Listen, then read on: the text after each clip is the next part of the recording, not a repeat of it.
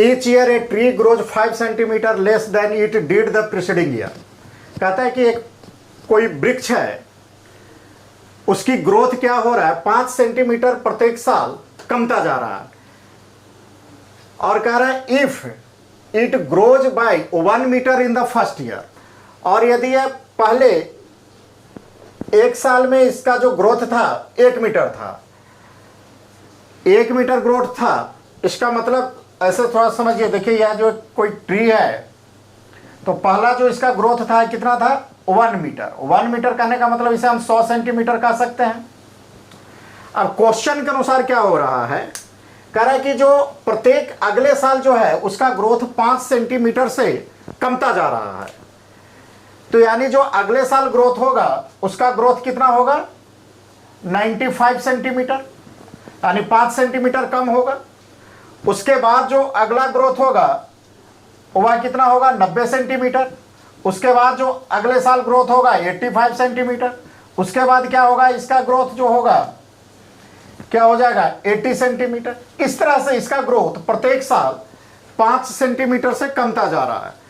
तो पूछ रहा है, यह क्वेश्चन में पूछा जा रहा है कि then in how many years will it have ceased growing, तो कितने साल में इसका जो ग्रोथ है 0 आ जाएगा। यानी जो यह ग्रोथ हो रहा है, यहाँ 100 था, 100, 95, 90, 85, 80, यह 0 हो जाएगा। कब 0 होगा, यानी यह एक सीरीज ही दिया हुआ है जो डिसेंडिंग ऑर्डर में है।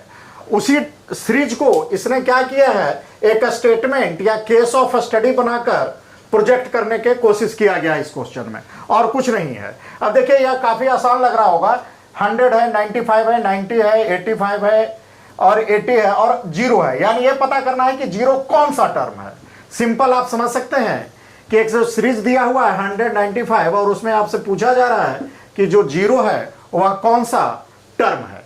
तो आइए इसे समझते हैं।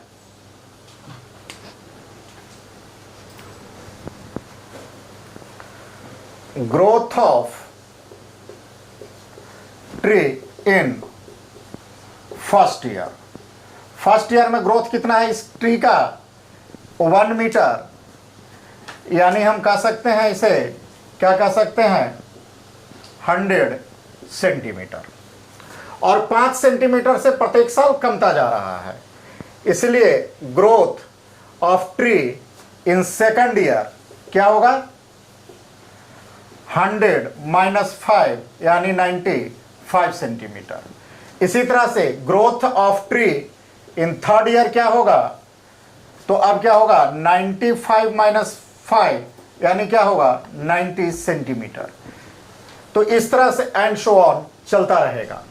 और इसलिए ग्रोथ ऑफ, हम ये मान लेते हैं कि nth ईयर में जो इसका ग्रोथ है वह 0 हो जाता है। nth ईयर में इसका ग्रोथ क्या हो जाता है, n ईयर में इसका ग्रोथ जो है 0 हो जाता है। तो इसलिए जो हमें लिस्ट ऑफ नंबर मिल रहा है, list of numbers that is AP, वह क्या मिल रहा है, 100, 95, 90, 85 एंड सो ऑन। और लास्ट नंबर जो हमें मिल रहा है वह क्या मिल रहा है, 0 मिल रहा है। अब आइए, इस जब एपी में आ गया है तो यहां पर ये फर्स्ट टर्म क्या है हमारा, a = 100, last term that is l = 0, और कॉमन डिफरेंस देखते हैं क्या है, d = तो क्या हो गया, 95 - 100, या यह कर लीजिए 90 - 95 यानी -5। और हमें पता क्या कर रहा है कि कितने साल में यह 0 है, यानी नंबर ऑफ टर्म क्या है, n = व्हाट। अब आइए देखिए, क्वेश्चन बड़ा आसान हो गया। जैसा कि we have that an = a + n - 1 × d, और an का वैल्यू क्या है हमारा, जो है 0 होना है। तो nth टर्म जो हमारा है 0 = a यानी 100 प्लस n पता करना है -1 × d का वैल्यू कितना है हमारा, -5। यह क्या आ गया, इधर करेंगे तो -100 इक्वल टू n-1 इंटू -5। अब ये माइनस से माइनस कैंसिल हो जाएगा और 5 से इसे भी हम कैंसिल कर सकते हैं, 20×5 = 100, इसलिए n इक्वल टू क्या हुआ 20 + 1 यानी 21।